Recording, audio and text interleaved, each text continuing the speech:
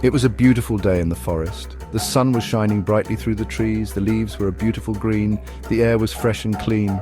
10 little frogs were on an adventure. They were hopping along a winding path.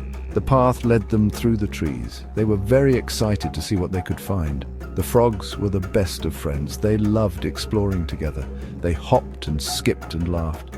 What a wonderful day for an adventure, they all thought. The forest was full of exciting sounds. The frogs could hear birds singing. They could hear squirrels chattering. They could hear the wind rustling through the trees. The first frog, Freddy, was the leader. He had a map of the forest. The second frog, Fiona, was the lookout. She kept an eye out for danger. The third frog, Ferdinand, was the strong one. He helped the others over obstacles. The fourth frog, Fenella, was the brave one. She wasn't afraid of anything. The fifth frog, Felix, was the funny one. He made everyone laugh. The sixth frog, Felicia, was the kind one. She always helped others. The seventh frog, Fergal, was the clever one. He knew a lot about the forest. The eighth frog, Fern, was the quiet one. She liked to listen to the sounds of nature. The ninth frog, Finley, was the playful one. He loved to jump and splash in puddles. The 10th frog, Flora, was the helpful one. She always knew how to make things better.